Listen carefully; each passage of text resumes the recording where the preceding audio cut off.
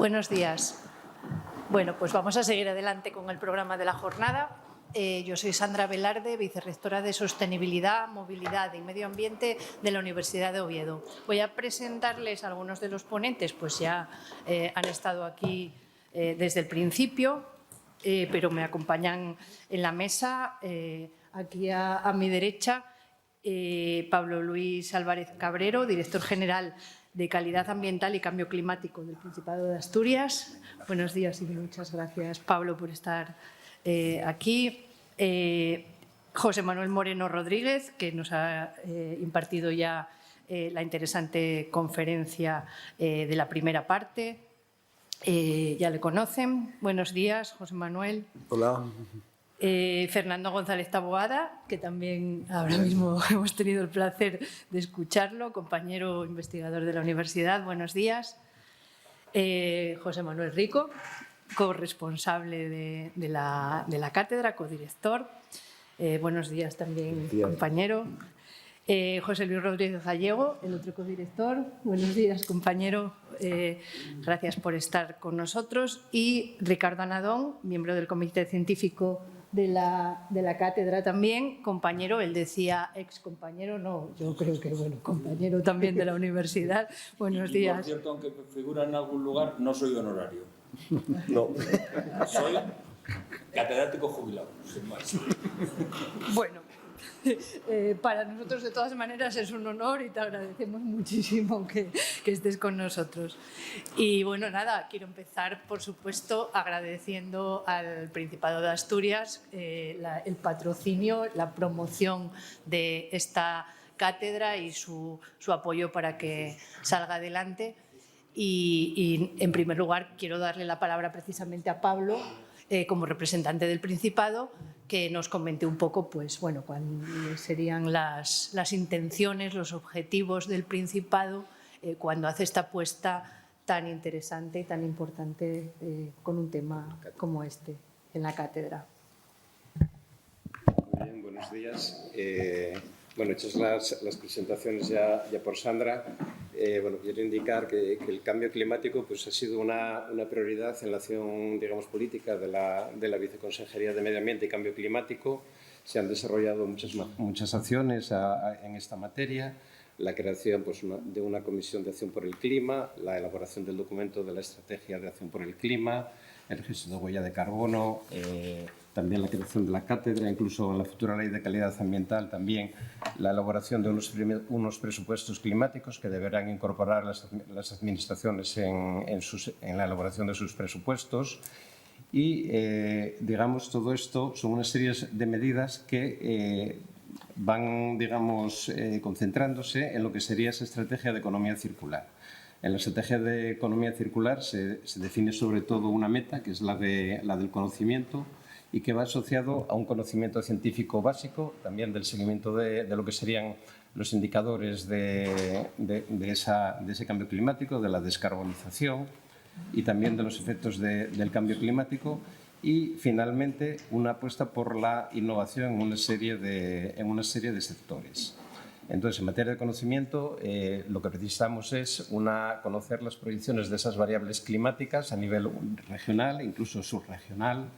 Necesitamos también saber cuáles van a ser los efectos sobre lo que sería la contaminación y sus efectos sobre el clima, porque estamos apreciando pues, que los fenómenos, por ejemplo, que los fenómenos de estabilidad atmosférica, digamos, dificultan lo que sería la dispersión de los contaminantes. También cuáles serían los efectos sobre la salud en fenómenos extremos de temperaturas. Eso, digamos, en conocimiento básico. También los efectos sobre los sistemas naturales y socioculturales y socioeconómicos. Luego tendríamos, en materia de indicadores, necesitamos conocer bueno, pues, lo que sería cartografía de variables climáticas. Necesitaríamos saber también bueno, pues, cuáles son las variables que tenemos que definir para evaluar esa evolución del cambio climático. También lo que serían indicadores de cómo se va descarbonizando la economía. Bueno, una serie de información básica de seguimiento de todos estos fenómenos. Y luego lo que sería la parte de innovación, ¿no? Que también es importantísima, cómo vamos a poder mejorar o paliar esos efectos del cambio climático a través de tecnologías aplicadas a lo que sería la energía, el sector de la energía, de la industria, también de la movilidad y de la edificación para reducir sus impactos, y también el desarrollo de tecnologías basadas en el conocimiento de la naturaleza, para reducir lo que sería la parte de catástrofes naturales o para aumentar lo que sería la captación de los reservorios naturales de carbono. Entonces, todo este proceso, digamos, tiene que hacerse de la mano del conocimiento.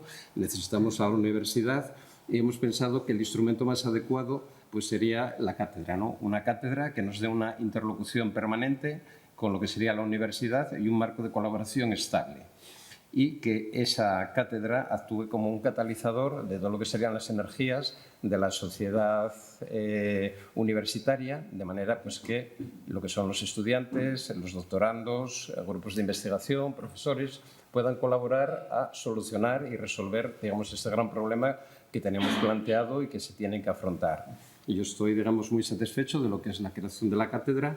Tenemos 2 directores de unas áreas de conocimiento bastante diversas, también un codirector, también que enriquece muchísimo lo que serían las áreas de conocimiento en las que se va a trabajar. Y no puedo más que felicitarnos porque hayan aceptado este reto también de complicarse un poco la vida con esta tarea. Entonces, dicho esto, si os parece, podemos, yo creo, pasar un poquitín a lo que sería el diálogo. Empiezas tú, Sandra. Bueno, yo simplemente lo que pensaba es que comenzarais los que estáis aquí en la mesa a exponer ideas sobre cuáles serían las actividades prioritarias que deberían desarrollarse en la cátedra. Por un lado, bueno, los que venís de la parte más bien científica, exponiendo esas ideas, y los que también sois de la parte científica pero ya estáis trabajando en el plan de actividades de la cátedra, podéis ir contándonos ya un poco de algunas de esas actuaciones. Si os parece, comenzamos pues un poco como en el orden que habíamos presentado. Si te parece, puedes empezar, José Manuel, comentándonos un poco ideas que te parece que dentro de la cátedra se podrían llevar a cabo. Claro. Bueno, lo primero hay que decir que la universidad no ha sido una aliada en todo este proceso. La universidad ha estado bastante al margen, no los investigadores, que los investigadores hemos hecho nuestra labor, pero colectivamente no solo no ha sido una aliada, sino que algunos colectivos, y se ha mencionado aquí alguno, parece que no se han enterado todavía, que tienen que cambiar de escala. Y hace muchísimo ruido. Así es que hay que dejar las cosas claras. Y debe haber establecimiento de principios claros, oiga, y buscar la manera de que todo el mundo contribuya, porque hay multitud de profesionales. He insistido una y otra vez, por ejemplo, con el tema de los riesgos. En los riesgos tienes el clima por un lado, pero tienes la parte social. Y hay multitud de aspectos sociales. O sea, esto no solo involucra a los psicólogos y demás, pues claro, llevamos mucho tiempo mareando esta perdiz, ¿no? Pero involucra a muchísimos más, ¿no? Por lo tanto, hay que hacer ahí una llamada de atención, porque, como digo, yo llevo mucho tiempo hablando de estos temas y no es infrecuente que haya tenido, no enfrentamientos, pero sí discrepancias graves con algunos colegas universitarios que sobre todo no conocen, y por eso en muchos casos yo lo que hago es hablar del proceso de formación del IPCC y la construcción de ese consenso, que es un consenso político fundamental. Lo desprecian, lo niegan, sin conocimientos. Es que hay una labor de información hacia adentro muy importante. Y hay una labor también de formación interna, porque si no formas bien, no sale. Y es que hay que formar a los estudiantes en temas transversales, antes se ha mencionado aquí, porque no conocen esta temática, ¿no? Yo creo que en general el nivel de formación que tienen es bajo. Los que están más movilizados, pues bueno, pues sí, y van a todas, ¿no? Pero yo no lo he visto y he impartido muchas conferencias en muchas universidades, ¿no? Hay un nivel de formación bajo, ¿no? Y creo que necesitamos algunas cosas de formación fundamentales. Y es que lo mismo que sabemos que tener 38 grados es malo, tenemos que saber algunos de los aspectos básicos del funcionamiento del planeta. Y eso tiene que ser algo transversal. No puede ser que un universitario salga de la universidad, cualquier universitario, y no sepa cómo funciona el planeta. Porque es que como tenemos tal capacidad, y en fin, esa diapositiva que me has mostrado de lo que puede ser y puede ser el mundo, es decir, la ocupación marina, es tan terrible que realmente solo educando a la gente de cómo funciona el planeta, es decir, de cómo efectivamente los organismos producen oxígeno, dependen de oxígeno, es decir, fijan carbono, no fijan carbono, es decir, hacen multitud de cosas. Es decir, ese funcionamiento del planeta y esas variables de estado del planeta, la concentración de CO2 es una de ellas que hay que conocer sí o sí, pues formación transversal a todos los niveles de hecho, yo en el programa que introduje en Toledo hace 20 años lo llamé el sistema Tierra. El sistema Tierra. La gente tiene que conocer cómo funciona. Básico, no tienes que ir no tienes que entrar en muchos detalles, se puede hacer de multitud de maneras, pero no solo en la universidad, sino a todos los niveles. Es decir, lo mismo que el cuerpo humano, bueno, pues donde vivimos, que es el planeta Tierra, lo tenemos que conocer y la gente no lo conoce. Y ahí creo que iniciativas como estas, hay otras muchas más, el apoyo a la gestión es ya muy específico, ¿no? Pero para poder llevar esos apoyos se necesita un revulsivo interior, ¿no? Yo solo conozco un revulsivo a nivel de universidad que me dejó boquiabierto, y lo voy a mencionar.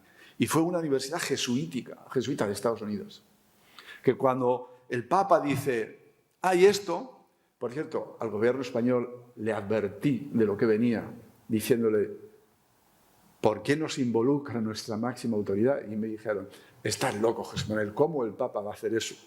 Unos meses más tarde el Papa dijo, esto es importante porque afecta a los más vulnerables, ¿no? Pues bien, se me ha ido con la Universidad Jesuítica. Estos se lo tomaron en serio y entonces se cogieron de pe a pa, y ese es un mensaje para la universidad, ¿dónde puedo hacer yo cosas para contribuir a esto? Y lo hicieron. Yo no me lo podía creer cuando lo estaban diciendo. Digo, pero qué buenos, pero si lo han hecho todo. Bueno, eso no lo hacemos en las universidades españolas. No lo hacemos. Es decir, no hemos transformado nuestra institución, pero otros sí lo han transformado. En fin, no voy a hacer panegírico ni de jesuitismo ni nada. Soy ateo, lo confieso, o sea, que quede claro, pero eso quiere decir que otros, motivados en este caso por su fe y porque su jefe se lo ha dicho, bueno, pues aquí no tenemos jefe, pero somos científicos, sabemos de qué va y podemos hacerlo. Podemos hacer los deberes. Ninguna universidad los tiene hechos al nivel que se necesita. Y bueno, ya no digo más, yo creo que ya lo varias. Muchas gracias, José Manuel, indudablemente. Seguro que la cátedra o iniciativas de este tipo transversales pueden ayudar mucho en esa transformación, en ese intento de transformación que evidentemente tienes razón en que a nivel institucional pues no se ha llevado a cabo, pero bueno, sabéis, los compañeros del ámbito académico que estáis, el encorsetamiento al que nos tiene sometido el sistema en cuanto a la formación reglada, lo que es la formación reglada en los últimos años y sobre todo desde los planes de Bolonia, pues nos ha tenido tremendamente encorsetados. Este tipo de formación transversal que no sería solo del planeta en el que vivimos, hay otros muchos temas transversales que están ahí y que no se pueden llevar a cabo en el día a día de las titulaciones, pero bueno, seguramente sí que con actuaciones de la cátedra sí que se podrán poner algo en marcha. ¿Nos cuentas tú también algo, Fernando, que nos propones? A ver, pues realmente, tomando un poco el hilo de lo que ha comentado el profesor Moreno, a mí realmente lo que me gustaría es que la universidad fuese una referencia o generar actividades de tal manera que, digamos, se sea una referencia en cuanto a que la gente confíe en la información que nosotros damos y también que la gente encuentre la información necesaria como para formarse una opinión y bueno, pues luego voy a juzgar. Yo no sé, quiero decir, por ponerlo un poco así, términos simplificados, y no soy la persona más, voy a dejar claro que yo no tengo prácticamente ningún tipo de red social, pero yo no sé si tenemos que empezar a lo mejor a hablar en TikTok o en Facebook, es decir, y empezar a lo mejor a establecer grupos de, digamos, quiero decir, en realidad como se están haciendo ahora mismo las cosas, como hacen las cosas las empresas, que es pues cuando tú quieres dar un mensaje, pues lo das por los canales que la gente escucha, ¿no? Y yo hay una experiencia que a mí me ha traumatizado un poco, que es la presidencia de Donald Trump. Y la presidencia de Donald Trump se gestó en redes sociales, porque la gente, pues lo siento por los periodistas de la sala, no lee los periódicos. O mucha gente no se informa ya por los periódicos ni por ciertos medios. Yo no creo que ningún profesor reciba o ningún miembro de la comunidad universitaria reciba ningún tipo de incentivo, ni por revisar materiales de Wikipedia, ni por tuitear, ni por organizar cierto tipo de actividades. Hay gente negando con la cabeza en el público, que entiendo que se siente identificada. Y quizá, pues, no lo sé. Ese es un poco el cambio de chip que yo personalmente no sé cómo acometer, pero es mi percepción de la sociedad ahora mismo. Una sociedad que, sobre todo la gente joven, y puedo comentar una experiencia que tuve estas Navidades, que es que, a ver, quiero decir, yo he tenido conversaciones de avión de estas de película con un tío que una vez volé a Houston. El aeropuerto de Houston tiene una estatua de, ¿cómo se llama este? De George Bush. Tengo una foto con él. Y se me sentó al lado, bueno, fuimos sentados juntos, un tío de una petrolera y yo. Y el tío de la petrolera, pues estuvimos teniendo, ahí es muy típico hablar en los aviones, ¿no? En Estados Unidos y tal. Y bueno, pues tuvimos una conversación de esas de película, de bueno, tal, no sé qué, y estuve en la fiesta de mi hijo, tal, no sé qué tal. ¿Qué piensas del cambio climático? Y yo, bueno, yo lo llevo escrito en la cara, ¿no?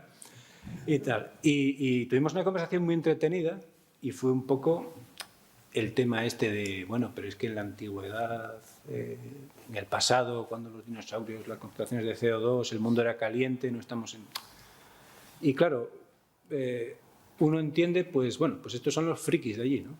O la gente interesada y tal, pero es que llega uno a España y se encuentra gente así. Y mucho de ese tejido pues se está formando en unos canales de comunicación que yo creo que según qué instituciones pues se nos están escapando. Quizás sí. Sería un poco mi reflexión. Indudable, indudable. Hay que andar vivos porque perdemos ese tren, evidentemente.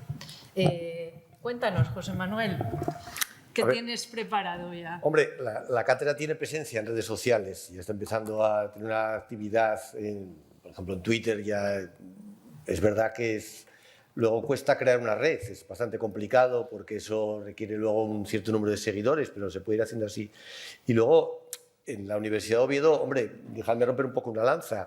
Hay al menos 3 cátedras, de hecho una de las directoras está aquí. Hay una cátedra de Economía Circular, hay una cátedra de Agenda 2030 y está la cátedra de Cambio Climático, que podríamos, yo le lanzo la iniciativa al director de área, crear una especie de nodo que podría llamarse Cátedras por el Futuro, o como queramos, que son las que tienen que ver precisamente con eso, con la adaptación. Y hablando de la adaptación, claro, el mensaje es que hay que ser cuidadoso, porque es verdad que hay mucho conocimiento científico, pero cuando se informa sobre el cambio climático, ya digo, de lo que es el cambio climático y de sus consecuencias, hay una enorme cantidad de información científica. Pero cuando la trasladamos, también habría que trasladar la idea de que adaptarnos, que es lo que nos queda ahora, porque, como ha explicado muy bien el profesor Moreno, hay muchos fenómenos que ya son irreversibles y, por lo tanto, lo único que nos queda es la adaptación. Se puede hacer un poco de mitigación, pero esa adaptación a esas condiciones también hay que trasladar de que esto supone sacrificios.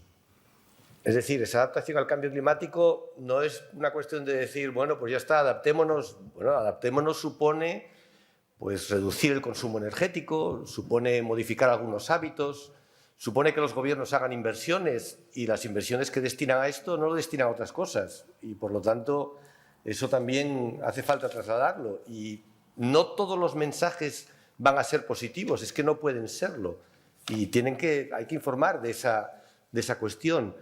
Pero se están haciendo cosas. Yo pertenezco a la Conferencia de Decanos de Biología y la conferencia está representada en una plataforma a nivel europeo que se llama la plataforma One Health, Una Salud, que es una plataforma en la que están representantes de medicina, de farmacia, de veterinaria y también de biología, que trata precisamente de incluir este concepto en todas esas, digamos que en las actividades formativas de todos estos sectores de la ciencia y tratar de trasladar la idea de que la salud es un concepto bastante más transversal de lo que parece, que la salud humana está afectada por la salud del planeta, que lo que hagamos a las condiciones ambientales luego tiene consecuencias sanitarias y sociales, y ese es un mensaje, quiero decir, esa manera integradora se puede ir incorporando. Es fácil incorporar contenidos de cambio climático, ya los tienen los alumnos de biología, pero también se podría ir haciendo, por ejemplo, a los alumnos de medicina, a los alumnos de economía,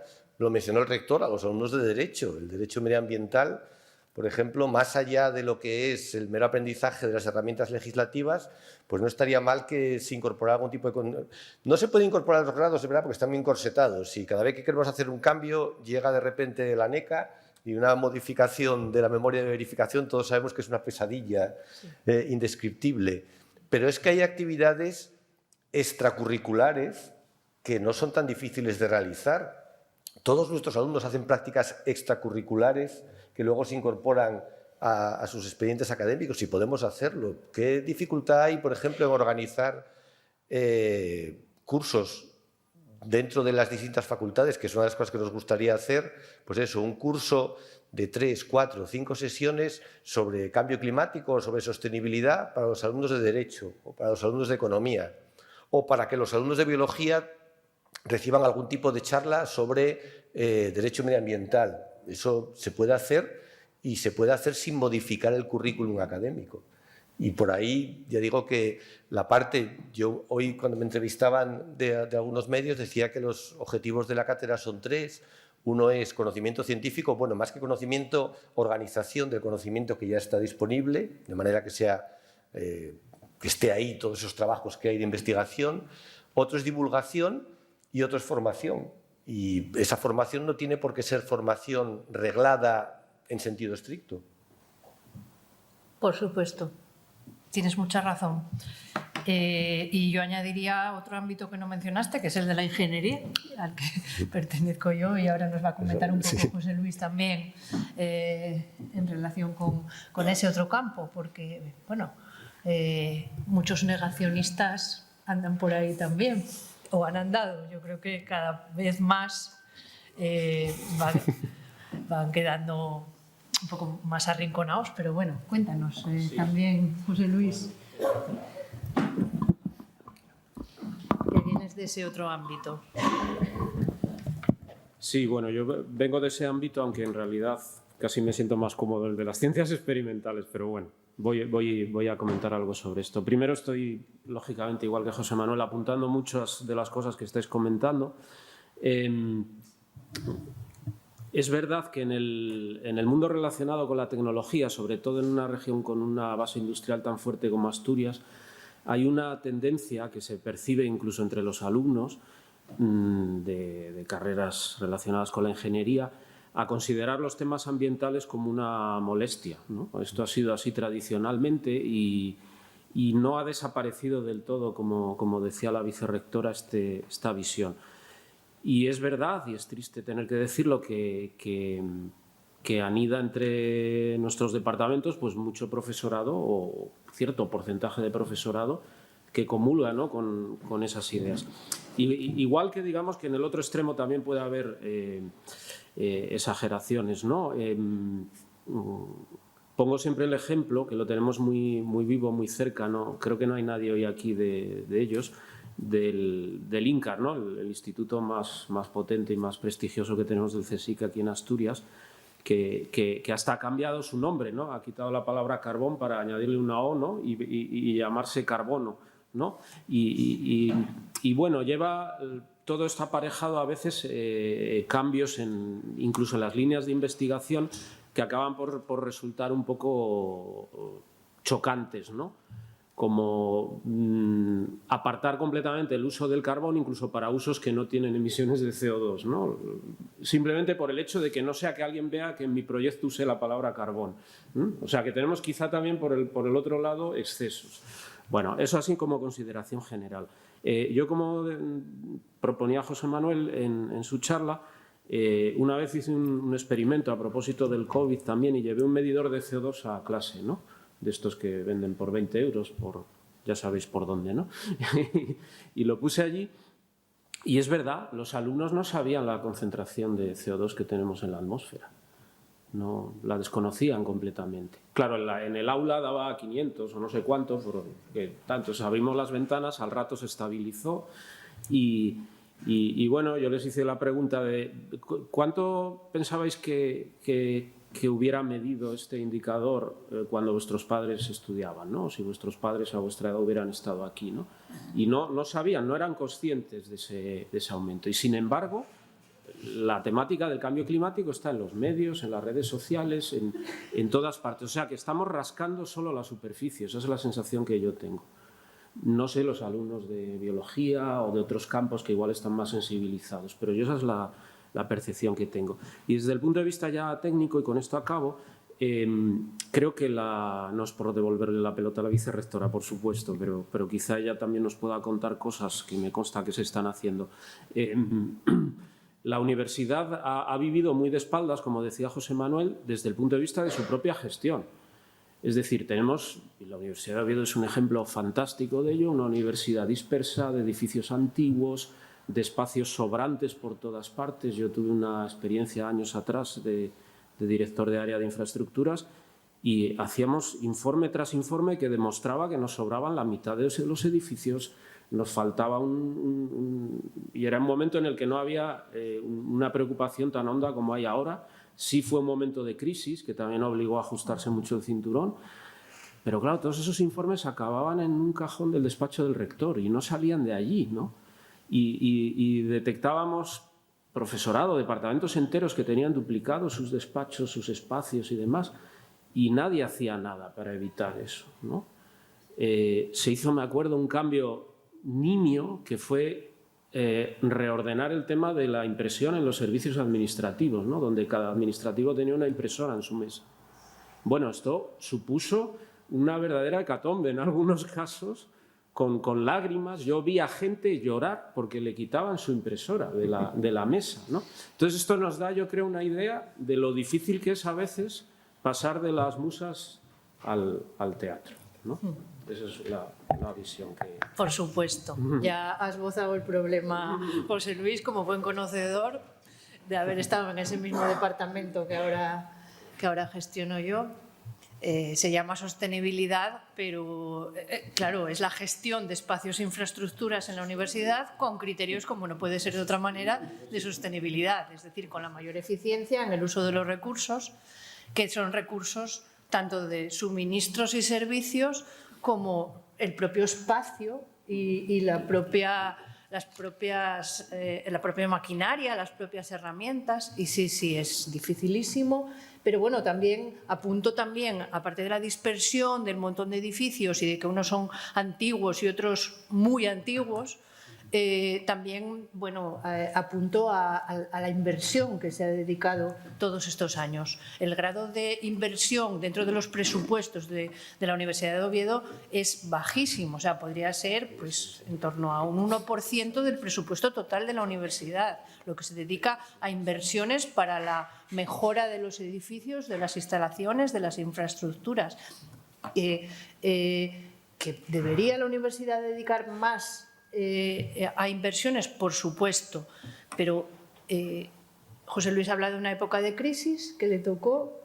Nosotros hemos en estos últimos años afrontado pues, la misma crisis que el resto de la sociedad primero con una pandemia y ahora con una evolución de los precios despiadada, sobre todo en consumos energéticos y, bueno, consumos de todo tipo, con lo cual el gasto corriente sigue comiéndose todo el presupuesto de la universidad y es la pescadilla que se muerde la cola.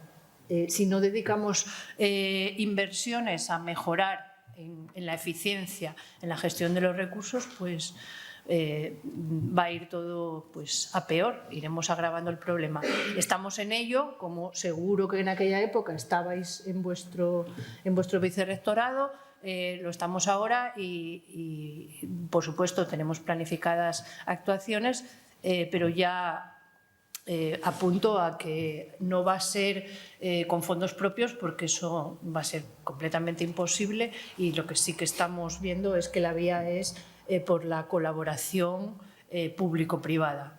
Es decir, en muchos casos va a tener que ser mediante contratos a unos plazos medios o un poco largos con empresas de suministros, de servicios energéticos, que sean quienes aborden las inversiones pues a cambio luego de un plan de un contrato de suministros, como ya están haciendo en otras administraciones, como han hecho, por ejemplo, en el Ayuntamiento de Gijón, con un plan muy ambicioso de eficiencia energética, pero efectivamente en colaboración con el sector privado. Y luego, por supuesto, en colaboración con el sector público, que bueno, no sé si quiere Pablo también añadir, para cerrar esta ronda, si quieres añadir alguna cosa. Ay, perdón, que nos faltaba Ricardo. Sí, me gustaría comentar. Bueno, pues vamos a seguir, vamos a seguir el orden. Que es que me lo he saltado yo también, porque intervino así un poco salteada. Sí, bueno... Ricardo y después Pablo. Yo la primera consideración que quiero hacer es sobre la versatilidad o no versatilidad en el cambio de la docencia. Mi opinión personal es que si hay voluntad se cambia. Cambiar un programa, meter unas lecciones, hacer un curso de extensión, no de extensión universitaria para que los universitarios no sigan estudiando, sino cursos especiales, eso es facilísimo de hacer y solo se necesita voluntad. Para mí eso está clarísimo. Respecto a la capacidad de la institución Universidad de Oviedo, pero supongo que, como ha dicho José Manuel, todas las universidades, en mi opinión, son demasiado inmovilistas. Es difícil mover una cuestión que está gerenciada por autoridades que son elegidas y que son elegidas por los mismos que van a sufrir las consecuencias. Y en ese sentido, no sé si la nueva ley lo mejorará o no, pero yo siempre la he visto como una imposibilidad de que realmente se puedan llevar a cabo acciones decisivas. Yo qué sé, se cambia minas o se cambia no sé qué o se junta tal y parece que se pone todo el mundo de uñas y a mí no me cambias y yo sigo como estoy. Y en esas situaciones pues realmente es poco posible. Con respecto al cambio climático, pues obviamente la situación ha sido la misma. ¿Cómo veo yo un instituto que realmente sirva para algo? Bueno, yo, como dijo Fernando y como también dijo José Manuel, para mí el cambio climático, la sostenibilidad y todas esas cosas forma parte de un todo y la universidad no está libre del todo. Y si se lograse desde un nudo focal como puede ser la cátedra, reunificar fuerzas de todas las instituciones que están trabajando en Asturias, que tienen gente que puede montar sistemas de observación y que, por tanto, pueden ir generando datos en el tiempo que, como os han dicho, son los fundamentales para dar una interpretación correcta. O la Administración logra que las distintas fuentes que tienen y que son prácticamente estancas se abran y que generen una información que sea utilizable y analizable y que realmente puedan aportar información.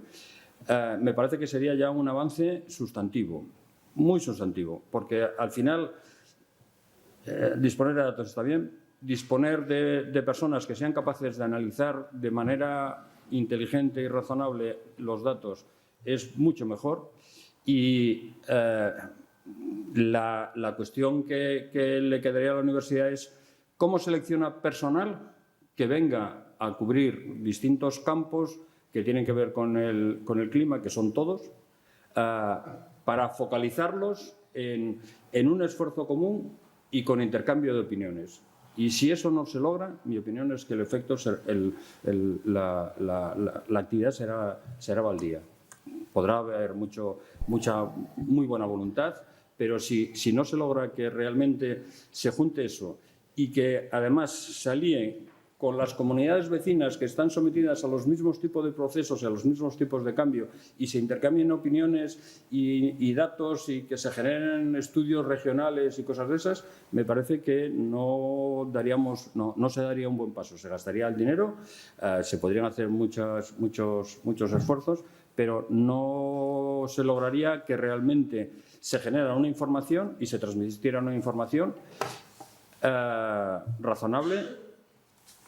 Y después quedaría el último paso, que es convencer a las empresas, a la propia administración y a los ciudadanos de que eso es así y que deben utilizar toda esa información que se les puede generar y que ya se ha generado en muchos casos y que ya la tienen. Como decía José Manuel, el IPCC genera en cada uno de los informes un informe para policymakers de cada uno de los capítulos, que son 20 páginas con sentencias muy claras, muy precisas y que todo el mundo ha tenido a su disposición desde 1990 y no se han querido utilizar. No se han utilizado y no se han querido utilizar. Posiblemente por valentía y porque supone un esfuerzo y tomar una decisión que pueda representar de una manera, digamos, consistente la resolución de los problemas, pues ha llevado a que 30 años después estemos casi en la misma situación y a nivel mundial casi peor. Este año se ha batido el récord de emisiones por motivos industriales, de tal manera que no hay ninguna buena señal, ninguna buena esperanza de que no solo a nivel regional, de una pequeña región, de un país relativamente pequeño como es España, se hayan tomado unas decisiones que realmente redunden de una manera significativa, sino que en el resto de los que nos acompañan en este planeta se ha conseguido. Y eso nos lleva por el camino peor. Y hay que decirlo así, y hay que concienciar a los ciudadanos, a las autoridades y a las empresas para que realmente hagan esfuerzos indudables para responder de una manera rápida. José Manuel lo dijo con las necesidades que tenemos para que no suba 1,5. Hay que llegar a 2050 a cero, con la cuenta de emisiones a cero. Y si eso no es así, mal camino llevaremos. Muy bien, pues sí que nos lo ha puesto bien claro, Ricardo. Pero bueno, con gente como tú colaborando en la cátedra, estoy segura de que parte de... Nada. Esto es como el sacerdocio, imprime carácter y no se puede dejar de ser profesor. Pablo, cuéntanos desde la otra institución presente en la mesa. Solo quería, dos apuntes. Uno en relación con la formación. Hemos comentado al principio que hay distintos instrumentos que ha utilizado la Administración para, potenciar, lo que sería la lucha contra ese cambio climático acelerado. Y uno de ellos que nombramos es la Ley de Calidad Ambiental. Dentro de la Ley de Calidad Ambiental también se incluye, dentro de su articulado, la incorporación, en los distintos niveles formativos, los contenidos de la economía circular y el cambio climático. Entonces, yo creo que, en el sentido que se ha expuesto aquí, yo creo que eso puede ser también un motivo para realizar también una revisión en los distintos niveles formativos y el que se ha planteado aquí dentro de la propia universidad para, mejorar la formación en todo el ámbito, de las distintas carreras y titulaciones que tiene la Universidad de Oviedo. Luego también indicar que realmente el Gobierno de España y el Gobierno del Principado de Asturias en los últimos años han desarrollado un importantísimo esfuerzo, empezando ya primero por el Plan Nacional Integrado de Energía y Clima, por la Ley de Cambio Climático Estatal, por la estrategia que nosotros estamos desarrollando, pues una actividad muy importante porque somos somos todos conscientes y la Administración del Principado los primeros en conocer la problemática de este cambio climático. Y además yo creo que es también compartida por otros que a lo mejor no teníamos antes esa sensación, ¿no? Que la parte de medio ambiente iba por un lado y el resto del gobierno iba a lo mejor por otro, ¿no? Ahora yo creo que tenemos la sensación de que todas las distintas políticas de gobierno están, digamos, por la labor de esa lucha contra el cambio climático, y yo creo que eso es una conciencia muy importante desde el punto de vista de la Administración. Pues sí, es indudable. Pues muchas gracias.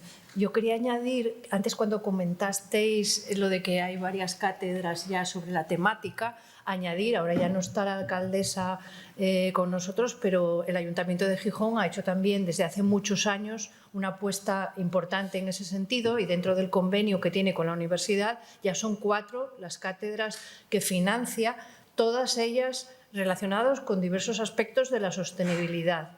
Son las cátedras Smart Cities, si son sostenibilidad, Media Lab y últimamente, muy reciente, la cátedra Gijón Azul. Y todas ellas son cátedra Milla del Conocimiento y cada una de ellas con diferentes aspectos, pero siempre relacionados con la sostenibilidad. Es decir, que dentro de la universidad sí que efectivamente hay muchas iniciativas que además tienen que coordinarse y tienen que servir para seguir adelante. No sé, quería dar la palabra a si alguien del público quiere hacer alguna pregunta o alguna... Sí, a cualquiera de los miembros, si quieren preguntar o hacer alguna intervención.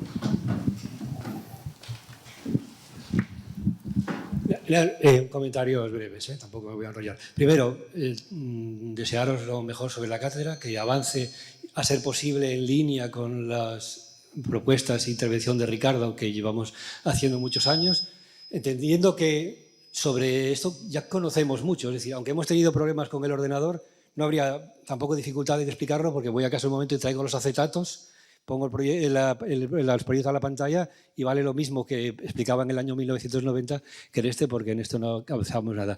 Pero sí que es verdad que ha salido una cosa de casi muchas de las mesas. La primera que dijiste con el tema del negocianismo de geología, el tema de las redes sociales o el tema de algunos campos. Mira, esto está sacado de una red social, de Twitter, donde explica lo que es el dióxido de carbono y que explica, bueno, pero dice que esos resultados no se pueden aplicar directamente a la atmósfera en laboratorio, ¿no? Porque la situación física es mucho más compleja y por lo tanto hay demasiadas variables para hacer un modelo matemático, y por eso no se ha demostrado que el incremento de pequeñas cantidades de CO2 tenga influencia en el clima. Y por lo tanto, ¿por qué va a ser necesario descarbonizar y sobre todo de forma urgente?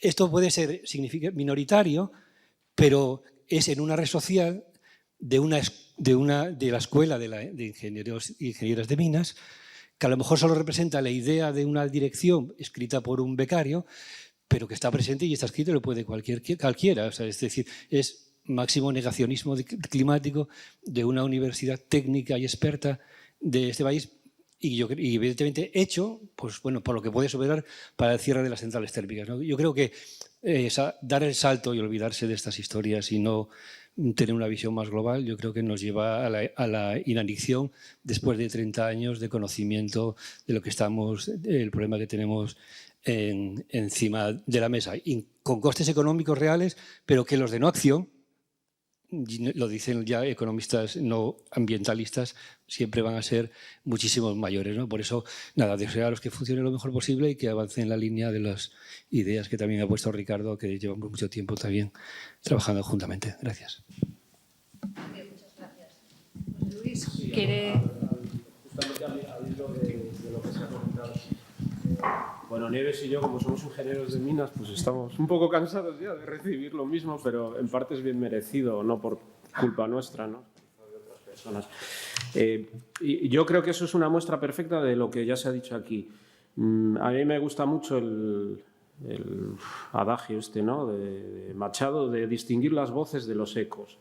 Estamos constantemente siendo ecos de cosas que leemos, que decimos, que escuchamos, y no seguiré con el ejemplo de los ingenieros de minas, ¿no? Ahora se ha puesto de moda en los grupos que hay en LinkedIn y demás de ingenieros de minas jóvenes y tal, pues la minería de los materiales críticos, que sabéis que son estos que se utilizan pues, para fabricar los semiconductores, imanes permanentes, el litio, ¿no? Por supuesto, etcétera. Bien, pues la gente toma esa idea y la convierte en un dogma, ¿no? Inmediatamente, y con eso se maneja por la vida. Un titulado universitario que igual está al frente o en un puesto destacado en una empresa importante. Entonces, esto que mostrabas, ¿no? de ese tuit es un poco lo mismo. Y yo la duda que tengo, yo no tengo ninguna solución para ello, pero la duda que tengo es cómo podemos nosotros, en la modestia que puede tener lo que se está presentando hoy aquí, la capacidad para no tanto enfrentarnos como cruzados al negacionismo y esto, sino simplemente de profundizar en los debates, de que la gente se informe más allá, ¿no? Gente que supuestamente, sean estudiantes, sean profesores, están preparados para ello y han pasado por un sistema educativo durante 20 y pico años, ¿no? Para al final acabarse fiando de un tuit porque no coincide con mis ideas políticas lo que pretende no sé qué partido y entonces, en base a eso, tomo una postura sobre algo que tiene una base científica de décadas, ¿no? Eso es sorprendente. José Luis, si me permites, porque creo que este es un punto muy importante. Nosotros en el IPC dedicamos mucho tiempo a ver, cuando transmitíamos las cosas, para dejar claro que esto no es una cuestión ideológica. O sea, es fundamental. Y es que cuando tú te mueves con el mundo empresarial que está en el día de hoy ve oportunidades, porque es que existen multitud de oportunidades. Entonces, esa visión, muchos que todavía tienen ideológica, es decir, esto es de izquierda y esto es derecha. No. Y por eso el documento del Papa, y lo he mencionado, fue tan importante. Es decir, porque él lo veía desde su perspectiva. No es de izquierda, no es de derecha. Todavía, muchas veces cuando voy a algunos medios de derecha, lo primero que les tengo que recordar es: acordaos lo que dijo el Papa. Pero no os habéis enterado, porque es que hacéis un flaco negocio a vuestro propio sector. No es de derecha, no es de izquierda. Vulnerables los hay, con dinero y sin dinero. Los hay en todos lados. Y oportunidades existen y muchas. Y por tanto, la desideologización del tema es un asunto capital. Y en eso, en la transmisión, por lo menos a nivel de IPC, hemos intentado tener esto presente y destacar siempre las oportunidades, porque no es un asunto... ¿Y la evaluación económica crees que es importante? Es decir, yo recuerdo cómo era el informe Stern, aquel, ¿no?, que hizo el gobierno británico hace una década o algo así, ¿no? Y demás, el hecho de que se muestre, ¿no?, al mundo empresarial que has citado, que hay un coste asociado enorme, ¿no?, a las medidas de paliar los problemas que vamos a tener si la temperatura sube mucho más de lo que... Hay como tres escuelas. Hay unos que usan, son unos más estadísticos, los otros usan no sé qué, y los del medio. En los del medio está el Premio Nobel de Economía, me acordará del nombre, y otro colaborador nuestro, que es un tío muy crítico y además es un tío con el que no te quieres tomar una cerveza, además. O sea, pero es un tío muy listo, es lo que tiene, ¿no? Los del medio. Pero va de escuela, o sea, todavía no está totalmente definido. Si usas los estadísticos, se salen unos costes muy grandes. Eso está en el último informe. O sea, los costes son muy grandes. Si usas a los otros, en las incertidumbres te pierdes y los costes son pequeños. Yo digo que después están más o menos los del medio, que lo que te van diciendo es, bueno, ahora los costes todavía no son muy grandes, pero la línea, digamos, es una línea ascendente. Es decir, que en cuanto llegas a pasar 1,5 o 2 grados, empieza a tener valores muy importantes. Lo que pasa es que, claro, con esa divergencia de escuelas y de aproximaciones, pues, por ejemplo, el sexto informe, y en el quinto prácticamente, porque este compañero, Richard Toll, que es profesor en Holanda, es tan absolutamente crítico que nos pasamos medio día intentando poder poner algún mensaje en el Summary for Policy Makers y no hubo manera, ¿no? Y parece que en el quinto informe prácticamente casi no hubo nada. Ahora lo que han hecho es deslindarlo más, sacarlo, y tendrán que trabajar ellos exactamente a ver cuál es la verdad, porque coste está viendo, pero claro, hay muchos imponderables, a mí se me escapan, yo no lo entiendo, ¿no? O sea, no es que no estén, sino que hay divergencias, ¿no? Y eso se tiene que recoger. Sí, adelante. Bueno, gracias. Sin redundar en varios comentarios, los que acaba de hacer, lo que ha hecho Paco, los que hicieron los dos ponentes, sobre este tema de las redes sociales, de incorporar esa perspectiva de cómo se nutre de desinformación la gente, incluso la gente que está en cargos políticos, cargos técnicos, universidades. Y estamos hablando en el ámbito de la universidad pública. Yo no voy a hablar del ámbito de la universidad privada o de la empresa privada, ¿vale? Pero en cualquier caso, y después de haber estado en la presentación de un libro de Enrique del Teso sobre cómo la propaganda de ultraderecha y cómo tratar con ella, antes de ayer, con la muestra de Cine Social y Derechos Humanos de Asturias, MUSOC, yo colaboro, soy profesor jubilado, colaboro en activo con la parte educativa, cómo incorporar, por ejemplo, el cambio climático y la sostenibilidad de las relaciones rural-urbano, ¿no? Incorporando cortos a la escuela. Y se me ocurre, ¿existe alguna cátedra en pro de la transparencia? De todo esto que habláis, porque lo que promueve Enrique del Teso es que ya no basta con decir la verdad. Es que hay que desmontar la mentira, pero hay que desmontarlo desde la primaria, entre las escuelas de pedagógica. Es decir, las redes sociales, el TikTok, por ejemplo, que nadie está investigando cuál va a ser el impacto, sí lo están investigando las empresas de marketing y publicidad. Eso sí que lo están investigando. ¿Tiene la universidad una cátedra de transparencia? ¿La puede promover el Ayuntamiento de Gijón? ¿Puede transversalizarse este tema del estudio como línea de trabajo de la transparencia, de esos datos de dónde vienen? ¿Quién los promueve? ¿Cómo desmontarlos? ¿Cómo incluso denunciarlos? Sí, Jorge. Mamina. Hola, bueno, soy Jorge García, el director de área de transferencia y cátedras de empresa de la Universidad de Oviedo. Bueno, primero una cosa que comentó antes Rico. Sí que estamos pensando en hacer un nodo o un grupo de cátedras en este tema. Como planteamos en la jornada de cátedras en diciembre, la idea era precisamente identificar una serie de tópicos o de temas que sean interesantes para agrupar en torno a ellos, y ya hemos tenido alguna sugerencia, también a través de la cátedra Cogersa de Economía Circular, de hacer un nodo precisamente de estos temas. Entonces mandaremos las comunicaciones esta semana o la que viene para empezar a hacer ese tipo de reuniones o a ver qué actividades o qué cosas se pueden impulsar. Respecto a lo que comentamos sobre cátedra de transparencia, precisamente hay una que es también financiada por el Principado, de Buen Gobierno, y que uno de los aspectos que tiene en cuenta es precisamente la transparencia. Entonces, en ese sentido, yo creo que también se puede gestionar todo este tipo de cosas en los nodos, en estas cosas transversales. Una de las cosas que tienen las cátedras, precisamente, muchas de las cátedras ya tienen un carácter multidisciplinar, pero esas agrupaciones de cátedras que queremos plantear elevan eso todavía a un nuevo nivel, ¿no? Entonces, eso es un poco de las cosas que queremos plantear, y veremos a ver cómo lo hacemos. Esto van a ser iniciativas de las propias direcciones de la cátedra, y nosotros en el vicerrectorado lo que haremos es apoyar en la medida que podamos. Muchas gracias, Jorge.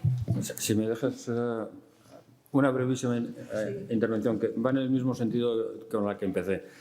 Nadie impide a ningún profesor que exponga sus ideas en la prensa, en la radio o lo que sea.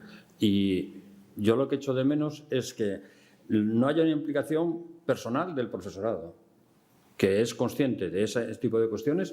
Y ya sé que salir a contradecir a uno que va diciendo que no es importante el cambio climático y que ya hubo muchos cambios, pero entre las cuestiones que yo entiendo que tiene que tener la universidad es, y por la que fue famosa la Universidad de Oviedo, es la enseñanza al público, la extensión universitaria.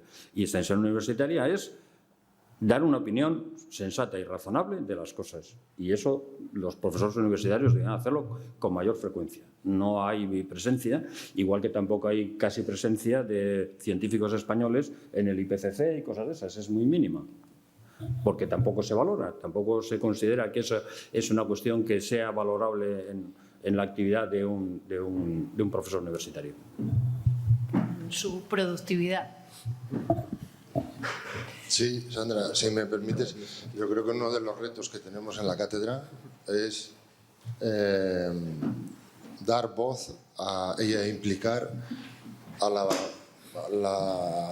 mayor cantidad de profesorados y docentes que están investigando y preocupados por el cambio climático. Es decir, una cátedra no es nada, somos 3 en este caso, ya tenemos suerte de ser 3, más un comité científico. Entonces, lo que creo que la cátedra lo primero que te quiere ser es un altavoz de opiniones fundadas y recopilar la colaboración de todo el profesorado y los investigadores de la Universidad de Oviedo. Una colaboración que no le suponga mucho trabajo y nosotros hacer de la cátedra un altavoz y un medio de difusión de noticias e información veraz. Y es, bueno, a ver cómo lo podemos encauzar. Sí, desde luego. Y por parte de los vicerrectorados de Transferencias, Relaciones con la Empresa y de Sostenibilidad, sabéis que nos tenéis como interlocutores también para cualquier acción que tengamos que poner en marcha en la que podamos colaborar. Sí. Gracias. Hola, buenos días. Primero, enhorabuena por la jornada de presentación. Gracias por hacernos partícipe de esta iniciativa. Mi nombre es Olga García Moreno, soy profesora de Geología. Cosa que últimamente me da vergüenza decir. Hablé con José Manuel en cuanto me enteré de que estaba de director. Con respecto a lo que ha dicho el profesor Anadón, mi primera reacción fue escribir otra carta yo. Y todavía estoy en shock, no lo he conseguido. Pero bueno, hay más geólogos aquí hoy y eso me reconforta un poquito.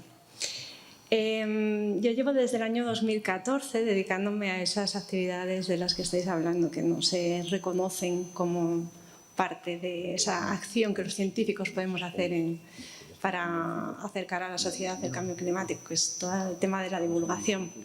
Y también me he puesto a disposición de la cátedra para colaborar en ello, un poco por hacer publicidad de lo que estoy haciendo y por si había gente que no me conocía, pues darme a conocer también. Y aprovechando que tenemos al profesor Moreno hoy aquí, yo quería hacerle una pregunta con respecto también a algo que el profesor Anadón comentaba, que son esos informes que se hacen como resumen para los policymakers, los políticos que tienen que interpretar toda esa cantidad de datos que incluso a los científicos nos cuesta interpretar, ¿no? Por su gran complejidad y para llevar a la sociedad. Hay informaciones que dicen que en el último informe hay una discrepancia entre algunas de las conclusiones que se daban en el informe completo y lo que se resumió para esas acciones políticas. ¿Podrías informarnos algo sobre ello? ¿Es esto cierto? ¿No lo es? Bueno, no sé qué grado de discrepancia puede haber, ¿no? A ver, el procedimiento es el siguiente. O sea, los autores escriben lo que llamamos el libro gordo, que es un libro de unas 3.000 páginas, ¿no? Y entonces después, cada capítulo lleva sus conclusiones, lleva un executive summary, y de ese executive summary, que es muy largo, se saca el informe técnico, que son como 80 a 100 páginas, y entonces digamos que es un informe más detallado, con mucha más información, pero bueno, no llegan a ser las 3.000 páginas. El informe técnico lo usan mucho en ministerios y por ahí, ¿no? Y después está el resumen para los policymakers. Entonces eso lo escriben los coordinadores de cada capítulo y algunos más lo escriben, o sea que está escrito por científicos. Lo que pasa es que después va a la asamblea y entonces toda la asamblea de Naciones Unidas, porque es una asamblea de Naciones Unidas, claro, los países pueden intervenir. A veces intervienen, eso ya depende de cómo esté, a veces intervienen y en muchos casos pues algunos países pues van a que documentes determinado tipo de cosas y si no las documentas muy bien, pues el caso ese que señalaba de la relación directa entre las emisiones acumuladas y la temperatura, ¿no? ahí la delegación china, lo voy a decir claramente, pues tenían otro objetivo, y es que había un tema que no les casaba bien con sus datos y demás, entonces pues digamos, porque en fin, esto es negociación pura y dura, ¿no? Y entonces, cuando tú estás ahí en la mesa, tú estás solo con el resto de la asamblea, y ahí ya depende de la habilidad de los científicos que están allí en mantener sus cosas y sobre todo que las alternativas, porque te pueden proponer un texto alternativo, que no aceptes ese texto alternativo si no se fundamenta en lo que tú tienes escrito, ¿no? En el cuarto informe, de hecho, vamos, yo me había ido a dormir pensando que ya había pasado mi capítulo y tal, y pensando que todo iba bien, y sin embargo los compañeros del capítulo 1, me parece que era, de observación, les quisieron modificar una frase que tenía y ellos dijeron que no, que eso modificaba el sentido de lo que ellos sabían y se negaron. Y no hubo cuarto informe del grupo 2 en un momento determinado, porque los científicos dijeron no nos apeamos de esto. Los países insistieron y bueno, los científicos, esa es una capacidad que tienes tú, es decir, retiro el capítulo y si retiras el capítulo no lo informe. Entonces, este es un juego político que se tiene que saber jugar. No sé exactamente en qué aspecto me estás diciendo. Yo había leído que se habían suavizado algunas de las conclusiones y eliminado algunas palabras que aquí sí. Hemos dejado sí, también bastante... Ya, pero verás tú, el suavizado, te voy a usar este ejemplo. El suavizado es que muchas veces los científicos, para nosotros nos es muy fácil decir y un poco hablar de las proyecciones de esto, pero cuando tú tienes al otro lado un responsable político que dice, oye, yo tengo que aplicar lo que tú me dices, entonces me tienes que aclarar exactamente tus datos hasta dónde llegan. Te digo el caso este, que eran los compañeros, un tema de biodiversidad. El tema era el siguiente. Habían tenido acceso a no sé cuántas especies y entonces en no sé qué número de ellas, digamos, las proyecciones daban una pérdida de hábitat y una eliminación de alguna de ellas, ¿no? Entonces, claro, la frase, tú puedes decir que en el futuro se calcula que se van a perder tantas especies, basada en esa utilización de información que han tenido. Eso no era del todo correcto. Es decir, que lo que quiero decir es que muchas veces tus datos no te llevan tan lejos como parece que te pueden llevar, estrictamente siendo honestos científicamente hablando.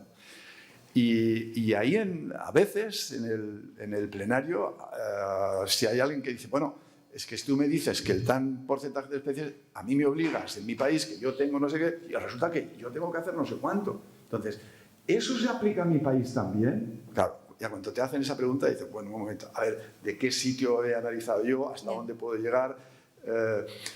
Entonces, si te dicen, si no me dices que a mi país se aplica, entonces tienes que modificar tu frase. Porque estás haciendo una generalidad. Entonces, eso es normal que ocurra. Una vez es porque nosotros los científicos vamos un poquito más allá, no somos conscientes de las implicaciones políticas de lo que decimos porque llevamos nuestros datos un poquito más allá. No es que no tengamos razones. A ver, un biólogo, tú le preguntas a cualquier biólogo, ¿te sube la temperatura del mar, Ricardo? ¿Te sube la temperatura? ¿Van a cambiar los organismos? Sí, van a cambiar. ¿Exactamente cómo? Pues yo no lo sé, lo mismo no te puedo decir, pero va a cambiar, eso lo sabemos, no dudamos. Entonces, muchas veces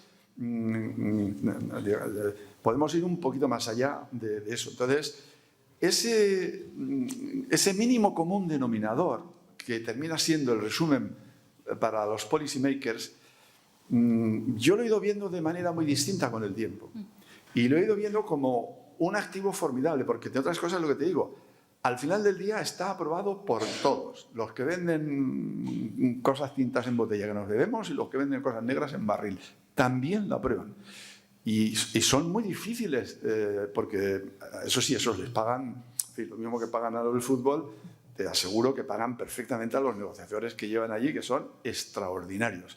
Y pasar por ese filtro muchas veces nos ponen aprieto. Vamos, yo nunca me he visto, cuando he estado ante el plenario, he tenido que defender mis 5 párrafos de conclusión, nunca me he visto en mi vida más nervioso por tener allí a todos los países del mundo que te pueden tirar, ¿no? Entonces, eso es normal en todos los plenarios. No quiere decir, si lo han hecho bien, claro, es lo que te digo, pero me sorprende que los autores hayan tragado con algo que no sustenta sus datos. Si lo han hecho, está mal, pero me sorprende mucho. Yo me refería a cosas más generales, por ejemplo, ya que se ha hablado poco de ello, nada más ha hablado, no recuerdo si fue Fernando José Manuel, de los sacrificios que la sociedad va a tener que hacer para que esto de no llegar al 1,5 ocurra, ¿no? Y entre esos sacrificios está un sacrificio económico también que tiene que ver con el decrecimiento económico que sí está nombrado en el desarrollo. Pero ahí se entra en un terreno muy difícil. Y ahí es donde quería entrar. En el quinto informe que teníamos en el grupo 3, los economistas tenían un apartado sobre, al fin y al cabo, temas morales. Porque, oye, es un tema moral el decir, oye, pues yo voy a hacer tal acción y puedo hacer que la gente viva mejor o que viva peor. Lo que los economistas no saben muy bien, porque saben que sus decisiones tienen repercusiones. Y entonces había un capítulo dedicado a la discusión de estos temas. Sí. Un capítulo que a mí me pareció extraordinario. Y hubo una discusión sobre si se mantenía o no se mantenía de un nivel verdaderamente extraordinario, porque a veces, claro, el problema es hasta dónde me meto. Es decir, porque es que la barrera muchas veces, y entonces como hay una cosa clara, y es que el IPC no puede prescribir políticas, pues entonces, ¿por qué vas a prescribir qué sé yo, que hagas tal incentivo que va a ser bueno para no sé qué, pero va a actuar sobre terceros? En fin, ¿me entiendes? Todas las implicaciones estas. Totalmente. Son asuntos muy complicados. Hay barreras a veces, y si los países te exigen, o sea, porque ese es el mandato que tienes, o que usted no puede entrar ahí, ese es un punto siempre de fricción muy complicado, y que si te tienes que retirar, no te queda más remedio de retirar, porque te dice, ese no es su terreno. Y la moralidad, ya digo, había todo un capítulo dedicado que me pareció genial, precisamente dedicado porque es que en economía, cualquier gestor económico que toma una decisión está diciendo si echa a la calle unos cuantos o si no los echa. Es que la moralidad entra de lleno. Entonces, no sé, sí, vamos, oí al principio, pero de los colegas ninguno me ha comentado. Las discusiones en los plenarios, lo diré ahora mismo ahí, porque mire el otro día el número de organizaciones observadoras. Está creciendo el número de observadores que además de muchas universidades. Harvard intentó que pudiese asistir algún estudiante porque querían hacer una tesis doctoral sobre el proceso, ¿no? Y tuvimos toda una enorme discusión y llegamos a la conclusión de que nadie podía estar dentro del proceso porque lo podría interferir. Y eso nos llevó sesudas horas. Entonces, el mecanismo que tienen ahora muchas universidades que quieren hacer algo es hacerse observadoras. Que observadoras es que tú estás en el plenario y simplemente oyes, no tienes capacidad de intervenir. Y desde luego no entras en la cocina de la formación de los informes. Allí no entra nadie. Es decir, cuando los autores se reúnen, allí, que es lo que Harvard quería, es decir, poder escuchar solo, asistir solo y oír. O sea, se les dijo que no, que ni siquiera eso, porque eso podría alterar el curso de la conformación de la opinión de los autores. Cuando ellos se reúnen, solo asistimos los editores de revisión, que a algunos autores ni siquiera eso les gusta, pero eso se les impone. Es decir, nosotros sí, los que actuamos como editores de revisión, estamos dentro del proceso de conformación de las conclusiones de cada grupo, porque eso se conforma, entre otras cosas, debido a los comentarios que se reciben. Y entonces nosotros ahí sí, o sea, no tenemos voz. Aunque muchas veces eso depende de los grupos. Hay muchos grupos que sí, oye, vosotros qué pensáis. En principio no tienes voz, pero sí escuchas. Porque los editores de revisión, al final, tenemos que decir si todos los comentarios han respondido adecuadamente y no hay ningún tema sustantivo que haya quedado sin contestar. Entonces, nosotros no tenemos capacidad de modificar la opinión de los autores, nadie entra a los autores. Los autores son autónomos. O sea, es un proceso, la verdad, a mí me gustaría que mucha gente pudiese conocerlo. Por eso digo que ahora, el otro día miré y veo que digo, uy, ¿cuánta universidad está pidiendo ser entidad observadora? Y es que probablemente pues, tienen a alguien que quiere hacer alguna tesis, lo que sea, y la única manera es asisten a los plenarios, asisten a las discusiones de los plenarios, que ya os digo, a veces son un poco eso, pero muchas veces son de un nivel extraordinario, ¿eh? O sea, no... Porque tú tienes ahí representantes de gobiernos que van asesorados por gente buena, obviamente, y el nivel de cambiar una coma a veces es extraordinario. Entonces, no me sorprende, pero no le quita ninguna... Es parte del proceso. Y ya te digo, me sorprendería mucho que los autores, porque los miembros del buró, cuando llegamos al plenario, es una de las cosas que hacemos con los autores. O sea, tenemos una reunión previa para dejarles claro que ellos tienen su voz y que si alguien propone algo que no está apoyado por la evidencia que tienen, no tiene que aceptarlo. Te lo pueden proponer, pero tú tienes que defender tu posición. Si alguno no lo ha defendido, pero vamos, eso me sorprendería. Me sorprendería. Una más, vicerrectora. Y pasamos a la clausura. Sí, pues sí. De geólogo a geólogo. Bueno, no, muy brevemente. Además de geóloga, soy muy mayor y he asistido a otras muchas reuniones de este tipo. Y yo quería trasladar cierto ánimo, ¿no? Tenemos una ley de cambio climático, un plan de adaptación, se están haciendo estrategias desde las administraciones. Aquí veo a la administración autonómica impulsando el tema. O sea, a mí me parece que es verdad que no es suficiente, pero tengo una sensación positiva y me ha gustado la reunión en ese sentido.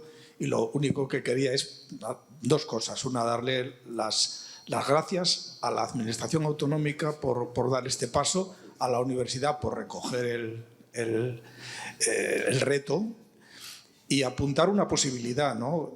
Práctica para la cátedra, que de todos modos, como conozco a los responsables, tendré oportunidad también de ampliarlo, ¿no? Pero tenemos estrategias de ámbito nacional, hasta una ley de cambio climático, estrategias regionales, hay administraciones locales que también han tomado iniciativas, pero yo propondría, porque creo que la universidad sea ejemplar, me parece muy importante, yo propondría para la cátedra proponer algún protocolo de acción a una escala menor, ¿no? Hacer que cada facultad, cada escuela, cada responsable de departamento tenga una guía de qué cosas en positivo se pueden hacer, ¿no? El conocimiento es muy importante, claro que vamos a decir. La discusión pública siempre va a estar ahí, ¿no? Y hay que intentar intervenir en sentido positivo, pero yo creo que es muy importante que la cátedra sirviera para impulsar la acción de la universidad, ¿no?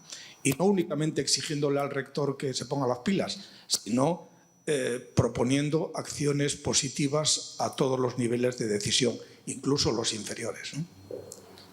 Y en definitiva, que enhorabuena a todos los promotores de esto, que es una buena acción. Muchísimas gracias, Jorge.